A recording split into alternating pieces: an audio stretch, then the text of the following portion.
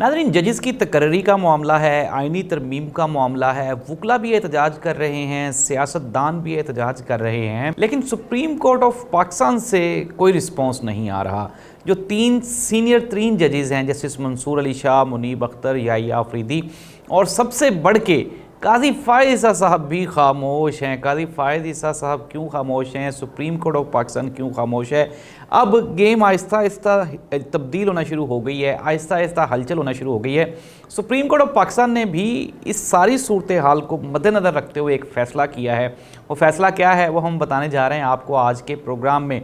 अगर हम बात करें पाकिस्तान की सियासी सूरत हाल की, तो पाकिस्तान में गुज़श्ता 3.5 साल से शदीद सियासी बहरान है। इमरान खान की हुकूमत ख़त्म की गई, फिर उसके बाद इलेक्शंस नहीं हुए, फिर निगरान हुकूमत बनी, वो मुतनाज़ा थी, फिर उसके बाद मुतनाज़ा इलेक्शन हुए, फिर मखसूस नशिस्तों का मामला, ये सारे मामलात, और फिर अब जाके ये जो सियासी अदम इस्तेहकाम था, इसके बाद एक और अदम इस्तेहकाम पाकिस्तान में जन्म ले रहा है, और वो है आइनी अदम इस्तेहकाम। इसका क्या सलूशन निकलने वाला है, पाकिस्तान के मुस्तकबिल पे क्या असर पड़ेगा, इस पे भी हम बात करने जा रहे हैं आज के प्रोग्राम में। सूबाई और वफाकी वज़रा सहाफ़ियों को धमकियाँ दे रहे हैं, धमकियाँ देने के बाद उस पर अमल भी कर रहे हैं। अब सहाफ़ियों ने भी एक नई पॉलिसी का ऐलान किया है, एक फ़ैसला किया है। वो फ़ैसला क्या है वो भी शामिल करेंगे आज के प्रोग्राम में।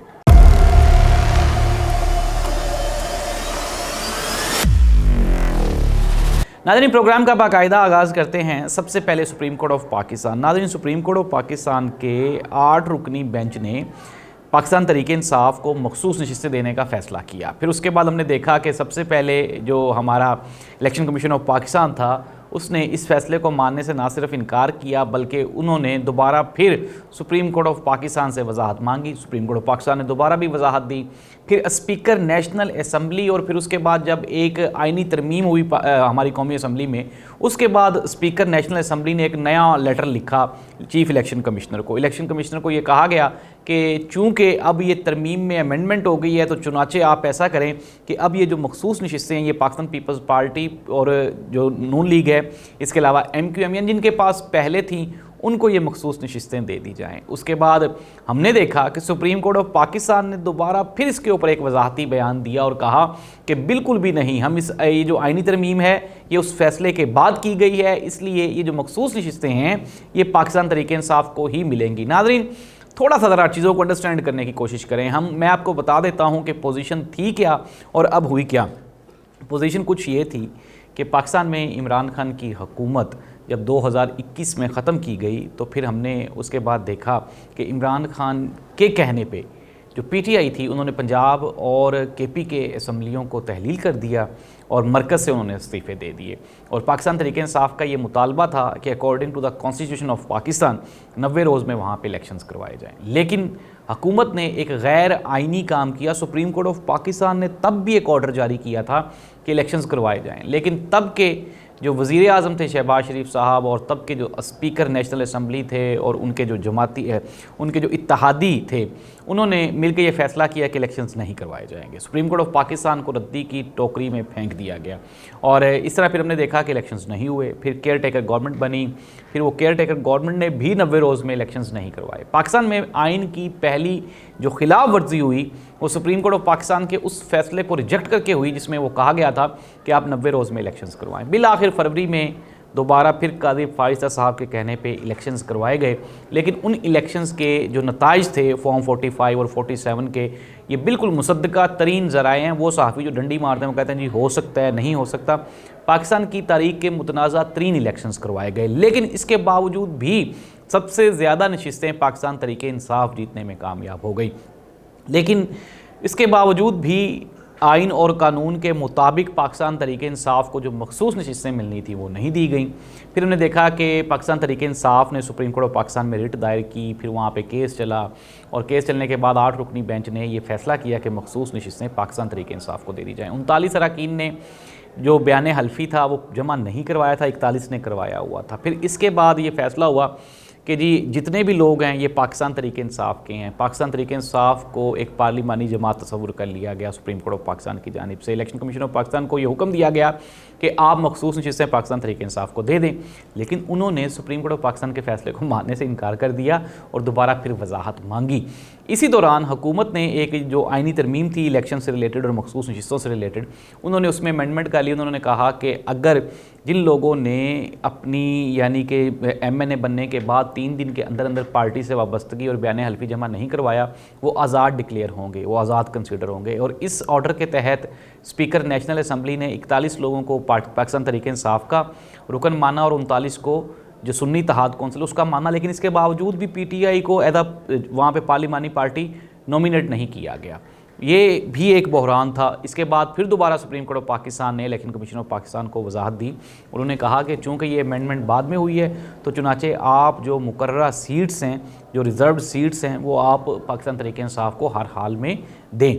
तो पाकिस्तान तरीके इंसाफ को एक मरतबा फिर सुप्रीम कोर्ट ऑफ पाकिस्तान की तरफ से फेवर किया गया, आप कह लें, लेकिन आइन और कानून के मुताबिक किया गया, क्योंकि पाकिस्तान तरीके इंसाफ के जितने इलेक्टेबल्स थे उतनी उनकी मखसूस नशिस्तें तो बनती थी, लेकिन वो नहीं मिली। अब आज के दिन तक ताज़ा तरीन सूरत हाल ये है कि सुप्रीम कोर्ट ऑफ पाकिस्तान और इलेक्शन कमीशन ऑफ पाकिस्तान एक दूसरे के आमने सामने है। स्पीकर नेशनल असम्बली इन दोनों के दरमियान में सैंडविच बन चुके हैं। स्पीकर नेशनल असम्बली को खदशा अयाज सादिक साहब को ये भी है कि उनके ऊपर आर्टिकल 6 की कार्रवाई हो सकती है। जाहिर सी बात है जब वो सुप्रीम कोर्ट ऑफ पाकिस्तान का ऑर्डर नहीं मान रहे।